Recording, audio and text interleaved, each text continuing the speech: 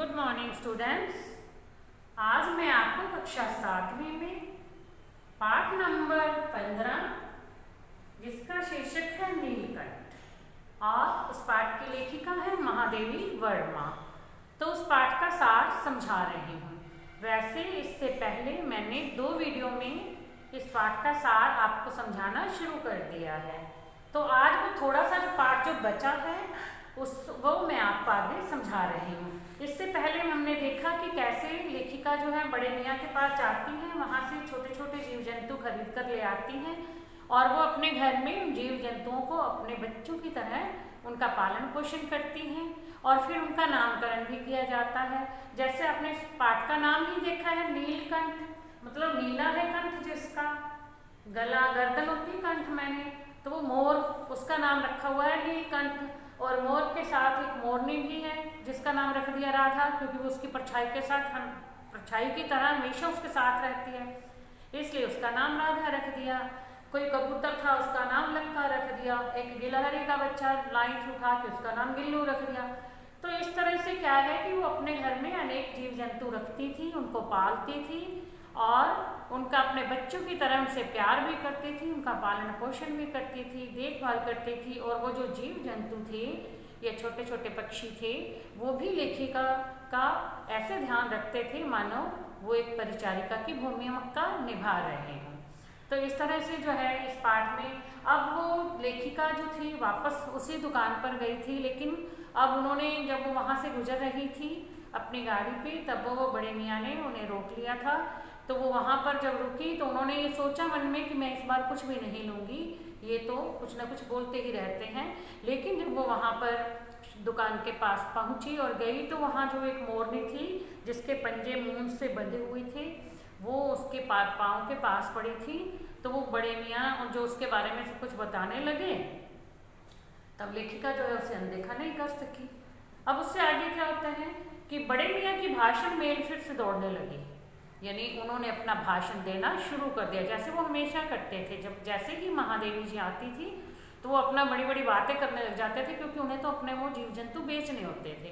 तो वो सोचते थे ये तो ले ही जाएंगे, उनको बातों बातों में लगाते थे, मतलब किसी न किसी तरीके से जोर जबरदस्ती से उन्हें कुछ ना कुछ दे के ही भेजते थे। देखिए गुरुजी, कम वक्त चिड़ीमार ने बेचारी का क्या हाल किया है। ऐसे कभी चिड़िया पकड़ी जाती है, मतलब उसका वो दिखा रहे हैं जिसके पंजे टूटे हुए हैं ना मोरनी के, भी उसने चिड़ी मार में देखो इसका क्या हाल किया है। अभी ऐसे थोड़े ना कभी शिकार किया जाता है, ऐसे थोड़ी चिड़िया पकड़ी जाती है। आप ना आई होती तो मैं उसी के सिर पर इसे पटक देता, पर आपसे भी अधमरनी मोरनी ले जाने के लिए कैसे कहूँगा। साथ में तो कह रहा है ये मोरनी लेके जाए, इसीलिए तो बुला रहा है, बार बार कह रहा है, पर कहता है आप ना आती तो मैं उसे वापस दे देता, उससे मोरनी खरीदता ही नहीं। अब आपको भी कैसे कहूँ कि आप ये लेके जाओ, क्योंकि ये तो पहले से अधमरी सी हो रखी है, इसके पंजे टूटे हुए बीमार सी है, तो मैं आपसे कैसे कह सकता हूँ कि आप ये खरीद के ले जाओ। 7 रुपये देकर मैं उसे अगली सीट पर रखा करके घर ले आई। यानी जब ऐसी बातें सुनी तो मैंने उस मोरनी को खरीद लिया। ये कौन कह रहा है? ये महादेवी वर्मा जी कह रही। वो कह रही है कि मैंने जो 7 रुपये उसको दे दिए उस मोरनी को, क्योंकि मैं नहीं उसे छोड़ सकती थी, तो वो बीमार थी, तो मैं उसे अपने घर में ले आई।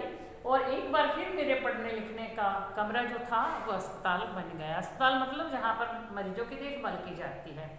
इससे पहले भी जो मतलब कोई बीमार से जंतु होते थे, जीव होते थे, तो उनको वो लाती थी अपने कमरे में रखती थी, उनका इलाज करती थी। जब वो ठीक हो जाते थे तब उन्हें उस चिड़ियाघर में, उस जाली के घर में छोड़ दिया जाता था।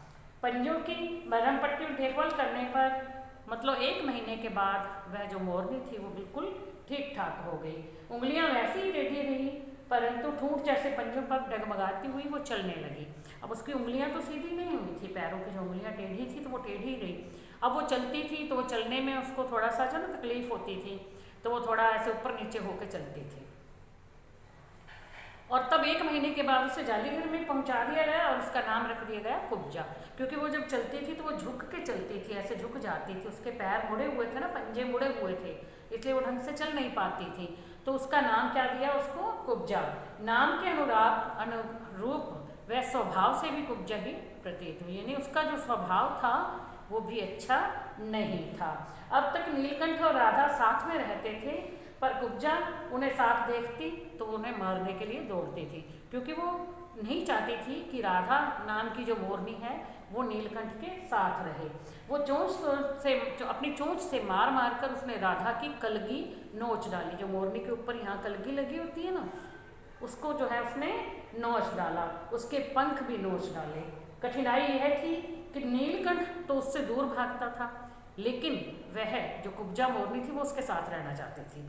नीलकंठ राधा के साथ रहना पसंद करता था, कुब्जा नीलकंठ के साथ रहना पसंद करती थी। वो नीलकंठ और राधा को इकट्ठा नहीं रहने देती थी। जब उन्हें इकट्ठा देखती थी तो वो राधा को कष्ट पहुंचाती थी। न किसी जीव जंतु से उसकी मित्रता थी, यानी जाली घर में जब उसे छोड़ा गया और भी इतने जीव जंतु वहाँ पे थे, वो किसी के मित्र नहीं बन सकी थी। ना वह किसी को नीलकंठ के पास आने देना चाहती थी। उसी बीच राधा ने 2 अंडे दिए, जिनको वह पंखों में छिपाए बैठी रहती थी, क्योंकि उसे पता था यदि कुब्जा को इस बात का पता चल गया तो वह मतलब मार मार के उसे दूर धकेल करके उसके अंडों को तोड़ देगी। और एक दिन ऐसा ही हुआ, यानी पता चलते ही कुब्जा ने चोंच मार मार करके राधा को पीछे धकेल दिया और फिर अंडे फोड़कर अपने ठूंठ जैसे पैरों के नीचे छितरा दिए, यानी ऐसे तोड़ फोड़ दिए पैर मार मार के। जैसे बच्चे करते हैं ना, कोई चीज़ होती है तो उसको नीचे फेंका, फिर उसको पैरों से ऐसे मार मार के तोड़ देते हैं, तो वैसे ही कुब्जा ने किया। इस कलह कोलाहल में और उससे भी अधिक राधा की दूरी से ये बेचारे नीलकंठ की प्रसन्नता का अंत हो गया। एक तो ये जो है पूरा कलह क्लेश रखती थी कुब्जा जो मोरनी थी, और एक नीलकंठ जो था वो राधा के पास नहीं जा सकता था।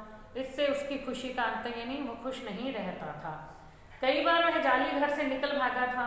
एक बार कई दिन तक भूखा प्यासा आम की शाखाओं में छिपा हुआ बैठा रहा, जहाँ से बहुत पुचकार करके लेखिका ने उसे उतारा। एक बार मेरी खिड़की के शेड पर छिपा रहा। वो क्यों छिपा रहता था? क्योंकि वो राधा के पास जा नहीं सकता था, कुब्जा के साथ वो रहना नहीं चाहता था, कुब्जा के पास वो जाना नहीं चाहता था, और कुब्जा उसे छोड़ती नहीं थी, उसके पास और किसी को आने नहीं देती थी। इस बात से वो परेशान था, इसलिए वहाँ से भाग करके कहीं ना कहीं छिप जाता था। मेरे दाना देने जाने पर वह सदा की भांति पंखों को मंडलाकार बना करके खड़ा हो जाता था। पंखों को ऐसे मंडलाकार बना लेता था, गोल गोल घेरा से ऐसे बना लेते हैं, पंख फैलाते हैं मोर तब, तो वैसा बना के खड़ा हो जाता था। पर उसकी चाल में थकावट और आंखों में एक शून्यता रहती थी, यानी वो चाहता था कि राधा जो है उसके समीप रहे, तो वो उसे देखना चाहता था। अपनी अनुभवहीनता के कारण मैं आशा करती रही कि थोड़े दिन में सब जो है ठीक हो जाएगा, सबसे वापस से वैसे मिलजुल करके मेल हो जाएगा, सब आपस में मिलजुल करके रहने लगेंगे। अंत में 3-4 महीने के बाद एक दिन सवेरे जाकर देखा कि नीलकंठ पूंछ और पंख फैलाकर धरती पर उसी प्रकार बैठा हुआ है जैसे वो एक बार खरगोश के बच्चों को अपने पंखों के नीचे उष्णता देने के लिए, गर्मी देने के लिए अपने पंखों को फैला करके बैठा था। मेरे पुकारने पर भी जब वह नहीं उठा तो फिर मुझे संदेह हो गया थोड़ा सा। वास्तव में नीलकंठ मर गया था।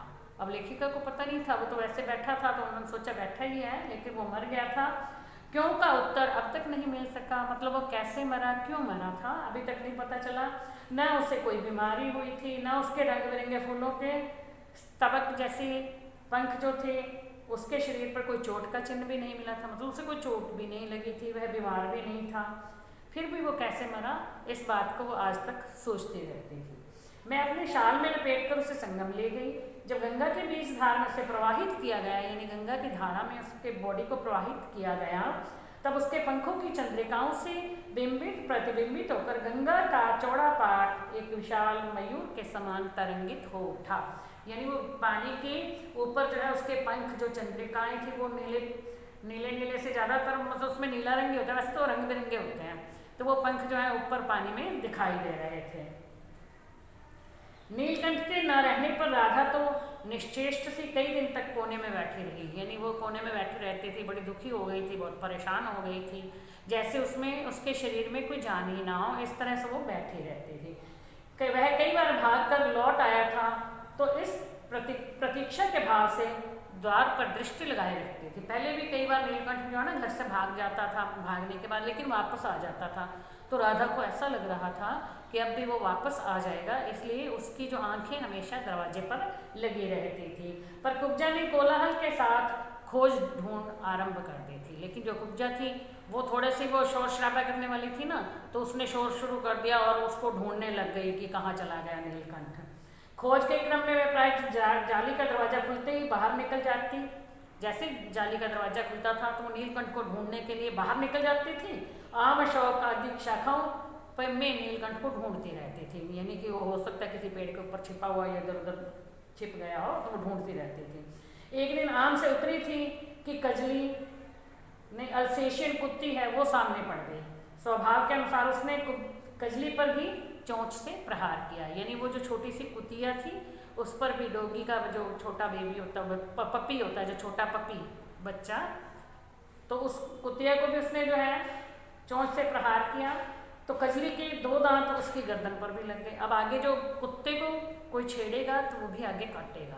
तो जैसे ही इसने भी उस कुतिया को मतलब चोंच से प्रहार किया तो उसने भी आगे जो है उसे काट दिया और 2 दांत उसकी गर्दन पर लग गए। इस बार उसका कलह, कोलाहल और देश प्रेम भरा जीवन बचाया ना जा सका, यानी वो द्वेष की भावना तो रखती थी, राधा से द्वेष करती थी और नीलकंठ से प्रेम करती थी, लेकिन अब जब कुत्ते ने काट लिया तो उसके जो दांत लगे थे इससे वो जो है वो बच नहीं पाई। परंतु इन 3 पक्षियों ने मुझे पक्षी प्रकृति की विभिन्नता का जो परिचय दिया वे मेरे लिए विशेष महत्व रखता है। राधा प्रतीक्षा में दुकेली है, मतलब अकेली बैठी हुई वो प्रतीक्षा कर रही है। आषाढ़ में जब आकाश मेघाच्छन्न हो जाता है, यानी आकाश में बादल छा जाते हैं, तब वह कभी ऊंचे झूले पर और कभी अशोक की डाल पर अपनी केका को यानी अपनी आवाज़ को तीव्रतर बहुत तेज करके नीलकंठ को बुलाती रहती है, यानी अब भी वो उसे ऐसा ही लगता है कि नीलकंठ उसके पास वापस आ जाएगा, क्योंकि उससे वह इस बात को नहीं जानती कि नीलकंठ की मृत्यु हो गई है। वो तो उसका इंतजार करती रहती है क्योंकि वो उससे बहुत प्रेम करती थी। तो इसलिए, लेकिन कुब्जा के आने के बाद ही उन दोनों का जो प्रेम संबंध था उससे उसने जो है अपने द्वेष की भावना से बिगाड़ दिया था। उनको पास पास नहीं आने देती थी, पास में नहीं रहने देती थी, और कुब्जा जो है स्वयं भी मर गई और नीलकंठ भी मर गया। तो ये पाठ जो है आज आपका कंप्लीट हो गया है। आपको पाठ का सार समझ में आ गया होगा, मतलब यार तो विस्तार से ही समझाया है, पाठ पूरा समझ में आ गया होगा। तो अब इसके जो प्रश्न उत्तर यानी पाठ के पीछे जो प्रश्न उत्तर दिए गए हैं वो मैं आपको समझाऊंगी, तो मैं आपको नेक्स्ट वीडियो में समझाऊंगी। Thank you.